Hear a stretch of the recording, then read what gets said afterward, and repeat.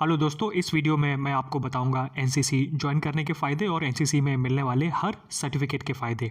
और लास्ट में मैं आपको बताऊंगा कि अगर आप एनसीसी ज्वाइन करना चाहते हैं तो कैसे ज्वाइन कर सकते हैं। तो चलिए मैं सबसे पहले आपको एनसीसी सर्टिफिकेट्स के फ़ायदे ही बता देता हूं। दोस्तों, एनसीसी में 3 तरह के सर्टिफिकेट मिलते हैं। पहला है एनसीसी ए सर्टिफिकेट, दूसरा है एनसीसी बी सर्टिफिकेट और सबसे जो मेन सर्टिफिकेट है वो है एनसीसी सी सर्टिफिकेट। सबसे पहले आपको एनसीसी ए सर्टिफिकेट मिलता है, फिर बी मिलता है और फिर लास्ट में सी सर्टिफिकेट मिलता है। अब इन सर्टिफिकेट्स के फ़ायदे कहाँ कहाँ पर हैं। सबसे पहला फ़ायदा है कि अगर आप इंडियन आर्मी ज्वाइन करना चाहते हैं, फिर चाहे वो ऑफिसर रैंक हो या सोल्जर रैंक हो, दोनों में आपको इसका फ़ायदा होता है। अच्छा, क्या फ़ायदा होता है? तो अगर आप सोल्जर रैंक में इंडियन आर्मी ज्वाइन करना चाहते हैं तो आपके पास अगर एनसीसी ए सर्टिफिकेट होगा तो आपको उसके रिटन एग्ज़ाम में 5 मार्क्स एक्स्ट्रा मिलेंगे, जो कि 200 नंबर का जो इनका एग्ज़ाम होता है उसमें आपको 5 नंबर एक्स्ट्रा मिलेंगे अगर आपके पास एनसीसी ए सर्टिफिकेट होगा।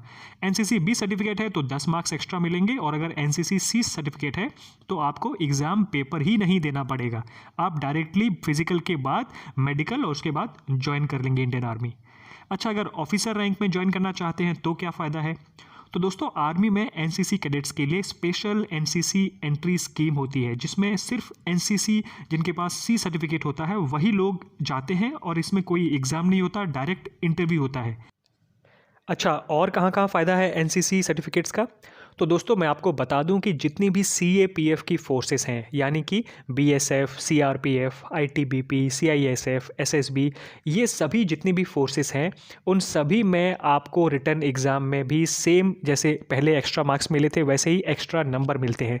अगर आपके पास ए सर्टिफिकेट होगा तो 5 मार्क्स, बी होगा तो 10 मार्क्स और अगर सी सर्टिफिकेट होगा तो 15 मार्क्स एक्स्ट्रा मिलते हैं इनके रिटन एग्ज़ाम में। और ये मार्क्स आपको इनकी कांस्टेबल और सब इंस्पेक्टर दोनों पोस्ट का जो एग्ज़ाम पेपर होता है दोनों में मिलते हैं। यानी कि आप कांस्टेबल या सब इंस्पेक्टर दोनों में से किसी भी एग्ज़ाम कोई भी एग्ज़ाम दोगे तो आपको एक्स्ट्रा मार्क्स मिलेंगे। सीएपीएफ में ही अगर आप ऑफिसर रैंक में यानी कि अगर आप असिस्टेंट कमांडेंट रैंक का एग्ज़ाम पास कर लेते हो तो आपको इंटरव्यू में एक्स्ट्रा मार्क्स मिलेंगे अगर आपके पास एनसीसी का सर्टिफिकेट होगा तो।